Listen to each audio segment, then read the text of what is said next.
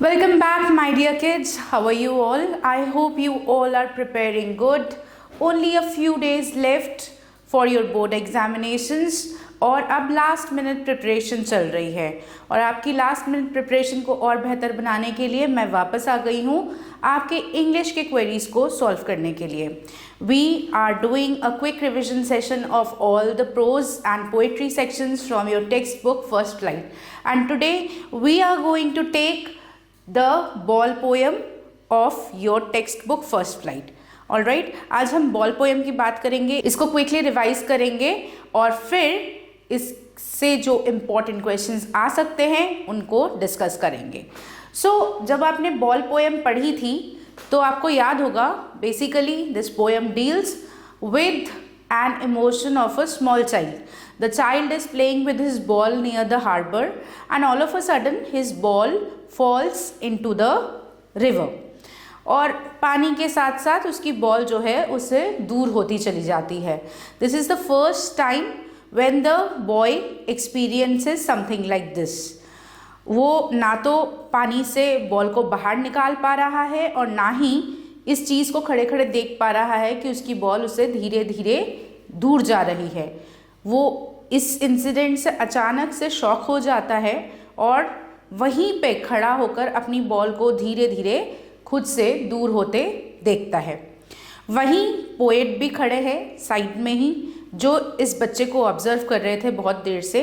Initially the poet feels that he should replace the ball, but then immediately he realises that he should not replace the ball because this is the first experience of the boy when he learns that things are not permanent, things are temporary, and this is the first time he would learn the art of letting go. हर चीज़ उसके साथ हमेशा नहीं रहेगी. Now through this losing of ball the boy must learn the harsh realities of life में ऐसे बहुत से incidents आएंगे जब उसकी पसंद की चीज़ें उससे दूर होती जाएंगी, पर वो उन चीज़ों के पीछे भाग नहीं सकता, उन चीज़ों के लिए दुख नहीं मना सकता. He has to carry on with his responsibilities. So we can say that through the poem the poet wishes the small child to learn the realities of growing up. This is a teaching that money cannot buy memories. Any ball can replace the old ball, but the new ball will not be able to bring the memories this child had with the old ball. तो इसीलिए money जो है वो memories को, यादों को खरीद नहीं सकती और यादें हमेशा मन में संजो के रखने वाली होती है. उन्हें हम कितनी भी नई चीज़ों से रिप्लेस करने की कोशिश करें वो एग्जैक्टली वैसी नहीं रहती. हर एक चीज़ की अपनी इम्पोर्टेंस है और ये पहला लेसन है. ये जो सेंस ऑफ लॉस है कि अपनी कोई पसंद की चीज़ खो देना या दूर चले जाना, ये भी उस चाइल्ड को एक्सेप्ट करना है. ये पहला स्टेप है उसकी ग्रोथ की तरफ. ऑलराइट, ये आपको थोड़ा थोड़ा याद आ गया होगा कि पोएम किस बारे में थी. Now if we see what is the focus on the poem's theme of loss and growing up. ठीक है, कि किस तरह से जैसे जैसे हम बड़े होते जाते हैं कई चीज़ें हमें पीछे छोड़ते जाना पड़ता है. हमें चाहते हुए भी हम हर चीज़ को अपने साथ कैरी नहीं कर सकते. द बॉल्स सिम्बोलिज्म, यहाँ पर बॉल किस चीज़ को सिम्बलाइज कर रहा है? बॉल जो है इनोसेंस और चाइल्डहुड को सिम्बलाइज कर रहा है कि as slowly and gradually we grow up, we lose our innocence, we are getting far from the childhood. The boy's reaction, that is grief, learning resilience, sadness, and learning to accept the truth that every time everything he cannot hold on, he has to let go many things as and when time comes. The meaning of the world of possessions and the poet's decision not to intrude. Poet चाहता तो easily उस बच्चे का मन रखने के लिए उसको एक नई बॉल खरीद के दे सकता था, पर उसने ऐसा नहीं किया. उसने ऐसा इसलिए नहीं किया क्योंकि वो चाहता था कि वो बच्चा रियलाइज़ करे. एक पहला टीचिंग की तरह इस इंसिडेंट को वो ले कि हर उसकी पसंद की चीज़ हमेशा उसके साथ नहीं रहेगी. जैसे जैसे वो बड़ा होता जाएगा कई चीज़ें हैं जो उसको छोड़नी पड़ेंगी या उससे दूर हो जाएंगी. emphasizing self-reliance and accepting life's inevitable hardships. Accept questions about the transition from childhood, all right, joy to adult understanding of loss.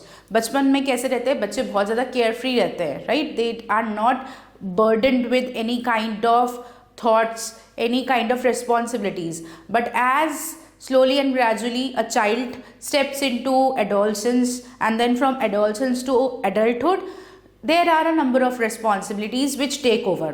And that's why, due to those responsibilities, due to the busyness of the life, they slowly and gradually lose their innocence. All right? So ये जो चीज़ें हैं, poem इन्हीं चीज़ों पर focus कर रहा है. आपको इन चीज़ों को याद रखना है जब आप बॉल पोयम के क्वेश्चंस को आंसर करेंगे. ठीक है, let's move further. Now let's understand the key themes and meanings. Central theme क्या है? पोयम की सेंट्रल थीम है बॉल के थ्रू जो है लॉस दिखाया है. So the central theme is the inevitable experience of loss and process of learning to cope with it, a crucial part of maturation. Like when you slowly and gradually mature, you have to realize that everything cannot be with you throughout your life. You have to leave certain things behind. Certain things you have to lose willingly, certain things you have to lose unwillingly, but this is a part and parcel of the life और आप इसको बदल नहीं सकते. ये सत्य है. Symbolism of the ball, जैसे हमने भी डिस्कस किया कि बॉल किस चीज़ को रिप्रेजेंट कर रहा है. बॉल बेसिकली उस बच्चे के चाइल्डहुड को, इनोसेंस को, मेमोरीज को रिप्रेजेंट कर रहा है. So it represents childhood, innocence, Joy and cherished material possessions. Right? World of possessions refers to the material world where everything, even things we love, eventually gets lost or has a purpose. हम एक materialistic world में रहते हैं जहाँ हर चीज़ कहीं ना कहीं किसी न किसी चीज़ से रिलेटेड है, मटीरियलिस्टिक बेसिस पे है. और ये एक ऐसा समय है या एक ऐसा एक्सपीरियंस है जिससे हर किसी को गुजरना पड़ता है. कोई भी इससे एस्केप नहीं कर सकता. लाइफ में हर किसी ने कभी ना कभी अपनी कोई प्यारी चीज़ या कोई ऐसा इंसान जिससे वो बहुत प्यार करता है उसे कहीं ना कहीं किसी ना किसी वजह से खोया है या उसे पीछे छोड़ दिया है. Poet silence. The poet doesn't intervene to let the boy learn to stand up to loss and develop inner strength, that is resilience. Poet चाहता तो वो उस बच्चे को एक नई बॉल दिला सकता था या फिर उसे जाकर प्यार से समझा सकता था, लेकिन उसने ऐसा नहीं किया. उसने उस बच्चे को उसके हाल पर ही छोड़ दिया. वो चाहता था कि बच्चा खुद से सीखे कि ये जो लॉस है ऐसा तो जस्ट शुरुआत है, ये सिर्फ एक बॉल नहीं है. बॉल तो जस्ट एक सिंबल की तरह एक छोटी सी चीज़ है जो उसने फर्स्ट टाइम खोई है.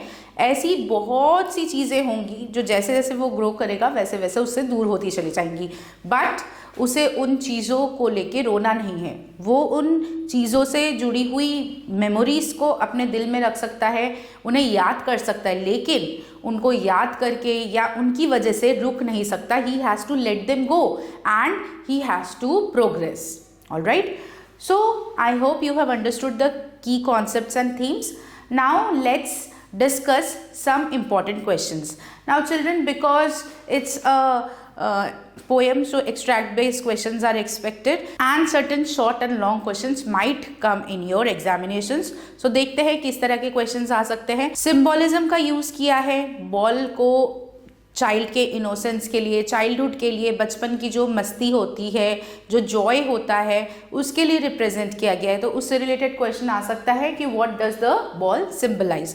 सो simply you can write it symbolises the boy's childhood, innocence and the precious things he holds dear, whose loss marks his first encounter with deep it travel. So question आ सकता है what does the ball symbolise. So simply you can answer the ball symbolizes the boy's childhood, his innocence, the love for his precious things that he holds dear. All right, whose loss marks his first encounter with deep loss. All right, इस तरीके से आप जो है लिख सकते हैं. Symbolism already हम पढ़ चुके हैं. Why doesn't the poet offer money for another ball? जैसा कि मैंने आपको बताया कि पोएट उस बच्चे की पूरी सिचुएशन को देख रहा था. उसका मन तो हुआ इनिशियली कि जाकर उस बच्चे को सांत्वना दे, उसे रोने से रोके, उसे एक नई बॉल भी दिलवा दे, लेकिन फिर उसने अपने आप को रोक लिया. He controlled himself. Why did he do so? Because he wanted the child to learn the harsh realities of life. He wanted to accept that everything cannot be with him forever, right? So that is why he does not offer money to the child. So when you answer, you can write, the poet understands that some losses, all right, especially emotional ones, cannot be replaced by money. Money cannot buy memories, as we discussed. He wants the boy to learn to deal with grief and build resilient himself. तो वो चाहते हैं कि वो जो boy है वो resilience सीखे, वो ये समझ जाए कि हर लॉस को वो रोक के नहीं रख सकता. Losses are inevitable. लाइफ है तो लॉस भी होगा, प्रॉफिट जैसे होता है वैसे लॉस भी होगा, चीज़ें उससे दूर भी जाएंगी, बट उसे आना चाहिए कि किस तरह से अपने लॉसेस के साथ वो कोप अप कर सके. What lesson does the boy learn? He learns that loss is a part of a life, that material things are temporary and that he must learn to cope up, to stand up and move forward. कि आगे बढ़ते रहना है, वो वहीं पे खड़ा रह के रो नहीं सकता हमेशा के लिए. किसी ना किसी वक्त उसे उन चीज़ों को पीछे छोड़ के आगे बढ़ना होगा. वो मेमोरीज को अपने दिल में रख सकता है, लेकिन सिर्फ उन चीज़ों के दूर हो जाने का दुख नहीं मना सकता. What does senses first responsibility mean? कि वो जो बॉय है वो पहली बार अपनी रिस्पॉन्सिबिलिटी को समझता है. और क्या रिस्पॉन्सिबिलिटी है? यही कि ही हैज़ स्टार्टेड ग्रोइंग. वो धीरे धीरे बड़ा हो रहा है, और जैसे जैसे वो बड़ा हो रहा है ऐसी बहुत सी उसकी प्यार की चीज़ें, जो जिससे उसे प्यार है, जिससे उसे लगाव है, वो चीज़ें उससे कभी ना कभी दूर हो जाएंगी और उनको ईजिली रिप्लेस करना पॉसिबल नहीं है. क्यों? क्योंकि मनी जो है मेमोरीज़ को रिप्लेस नहीं कर सकता. वो मेमोरीज़ को ख़रीद नहीं सकता. कोई नई चीज़ तो पुरानी चीज़ की जगह लाई जा सकती है, लेकिन वो जो पुरानी चीज़ है उसके साथ जुड़ी हुई जो हमारी यादें हैं उनको तो हम वापस नहीं खरीद सकते. It signifies his first true understanding that he must take responsibility for his belongings and learn to bear the pain of losing them, a step towards adulthood. Alright? How does the poem reflect the journey to maturity? किस तरह से ये जो poem है ये maturity को दर्शाती है कि जो बच्चा है वो धीरे धीरे मेच्योरिटी की तरफ बढ़ रहा है. By showing the boy's initial despair and subsequent realization that he must accept loss, the poem illustrates the transition from a carefree childhood to a more mature understanding of life's realities. Alright? जब वो ball उसके हाथ से दूर चली जाती है, गिर जाती है पानी में, और धीरे धीरे इनिशियली तो वो डर जाता है, शॉक हो जाता है, घबरा जाता है, वो समझ ही नहीं पाता कि अचानक क्या हुआ. देन ही फील्स ऑल्सो कि किसी तरह अगर वो बॉल उसे वापस मिल जाए, लेकिन वो उस बॉल को वापस नहीं ले सकता क्योंकि बॉल तो पानी में गिर गई है और वो दूर खड़ा है किनारे पे. वो फाइनली रियलाइज़ करता है कि अब उसके हाथ में कुछ नहीं है. वो धीरे धीरे अपनी बॉल को दूर जाते देखता है और वो समझ जाता है कि right now he is helpless, he can not do anything. He has to accept कि वो उसकी प्यारी बॉल उससे दूर चली गई है. So these were the questions from ball poem. I hope children you are now confident enough and you can now answer these questions on your own very easily. Poem के थीम पर, poem की जो symbolism है उस पर आपको focus करना है क्योंकि क्वेश्चंस इन्हीं चीज़ों से रिलेटेड आएंगे. आप आंसर्स को अपने वर्ड्स में और क्रिएटिवली भी लिख सकते हैं. These are just the key points that we have discussed कि अगर इस तरह का क्वेश्चन आता है तो आपको किस चीज़ पर फोकस करना है. आप मार्क्स जितने अलॉट किए गए हैं क्वेश्चन उसके ऊपर अपने आंसर्स को फ्रेम करेंगे. क्वेश्चन जितने मार्क्स का है अकॉर्डिंगली आपको आंसर्स को फ्रेम करना है. यहाँ हम सिर्फ की पॉइंट्स को डिस्कस कर रहे हैं ताकि आपको याद रहे कि कौन कौन सी ऐसी लाइंस है या कौन कौन से जो वर्ड्स हैं जो आपको भूलने नहीं हैं. So I will meet you very soon again with another poem from your textbook First Flight. Till then keep learning and keep preparing.